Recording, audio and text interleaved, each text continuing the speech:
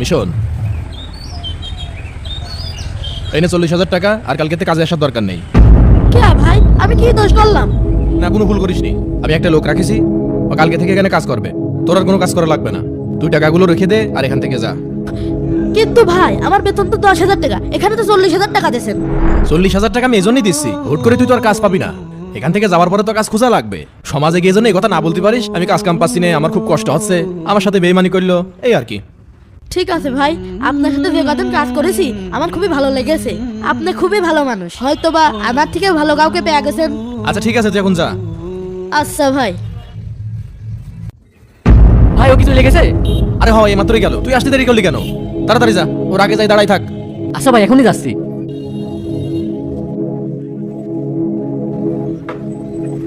এই ভাইয়া শোনো। কি ভাই? আচ্ছা, তুমি তো আগে গ্যারেজে মনে হয় কাজ করতে, তাই না? হ্যাঁ ভাই, আমি একসময় গ্যারেজের কাজ করেছি।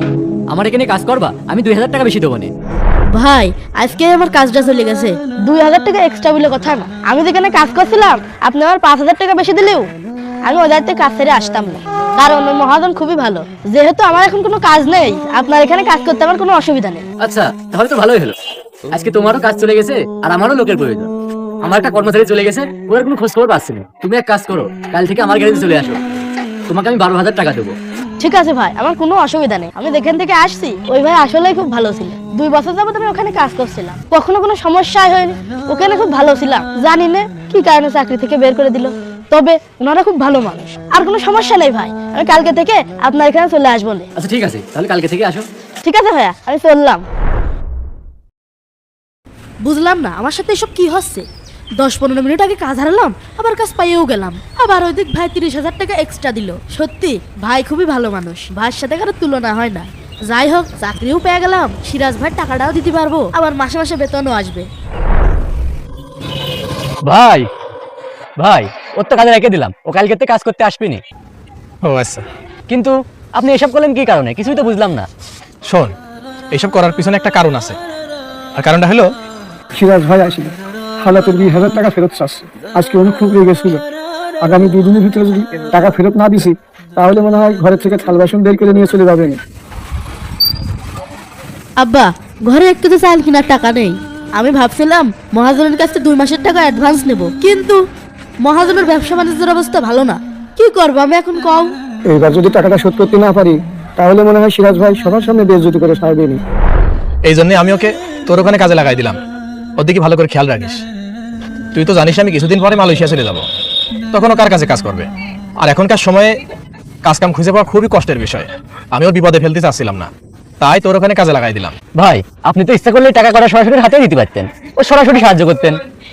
শোন ভাই, ও গরিব মানুষ হতে পারে, কিন্তু ওর ভিতরে একটা আত্মসম্মান বোধ আছে। আমি যদি সাহায্য করতে যেতাম, টাকা কয়টা যদি ওর হাতে দিতাম, তাহলে নিত না, বলতো ভাই লাগবে না, আমি ম্যানেজ করে নেব। কিন্তু আমি তো জানি ওর মতো গরিব মানুষের এসব ম্যানেজ করা কতটা কষ্টের বিষয়, তাই আমি এইভাবে সাহায্য করলাম। ভাই, আসলে আপনি খুব ভালো কাজ করেছেন, আর ওর মতো একটা ভালো ছেলেকে আমার দোকানে পাঠাইছেন। ঠিক আছে ভাই, আমি আসি, আর মোবাইলে যোগাযোগ রাখবেন কিন্তু। হ্যাঁ অবশ্যই। প্রিয় দর্শক, ভিডিওটি কেমন লাগলো কমেন্টে অবশ্যই জানাবেন, আর মন ছুঁয়ে গেলে অবশ্যই শেয়ার করবেন। মিশন, 18 নম্বর ডালটা দে তো। কই রে? এই মিশন, আরে এই তুই কি করছিস? জি? তুই কাস্টমারের গাড়িতে তেল বের করছিস কিসের জন্য? দে আমার কাছে দে। এই কাজ কি করছিস? তোর এই কাজ করতে কইলো কিটা? আরে ভাই, রাগ করছেন কে? আমি তো আপনার ফায়দার জন্য এসব করছি। তোর আমি বলেছি আমার ফায়দা করতে? ভাই, এই কাস্টমার এই প্রথম আমার দোকানে আইছে, আর বাইকের ট্যাঙ্কিও একেবারে ফুল। আমি খালি সেই সুযোগটাই কাজে লাগালাম।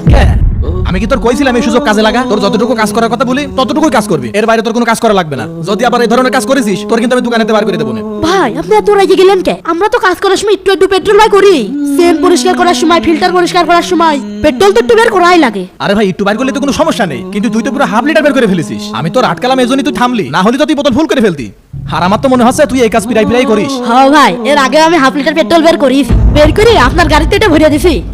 এক কাজ কর, যেহেতু বের করে ফেলেছিস, এইটা আমার গাড়িতে দেয়। আসুন, আমার ব্যবসা ইমানদারিতার উপর চলে, ইমানদারিতার সাথে কাজ করছি, আল্লাহ তাআলা যতটুকু দিচ্ছে খুব ভালোভাবে চলছি। এই 2 নম্বরের কাজ যেন আমার দোকানে আর না হয়। যা। হ্যাঁ, ইমানদারিতা একটুখানি স্বার্থ দেখেছে আর ইমানদারিতা বের হয়ে গেছে। কি অবস্থা, আমার পঙ্খিরাজের কাজ কতদূর? হ্যাঁ ভাই, আপনার গাড়ি একদম ওকে। টেস্ট করে দেখেন না? হয় এই দেখেন। আগে তো খুব আওয়াজ হতো, ঘ্যার ঘ্যার করতো, এখন আওয়াজ ঠিক শোনাছেন? হ ভাই, শব্দ তার হচ্ছে না। আপনি চালিবার চেক করে নিতে পারেন, হয়তো একটু একটু চালাই আসেন। আরে ভাই, আবার কি চেক করব? আপনি যেহেতু কাজ করেছেন তাহলে ঠিকই আছে। আর আর কত জন বলছিলেন? 1200 টাকা। এই যে নেন। ভাই এই 200 টাকা রাখেন। কি ব্যাপার ভাই, 200 টাকা ফেরত দিচ্ছেন যে? আমাকে কি ডিসকাউন্ট দিচ্ছেন নাকি?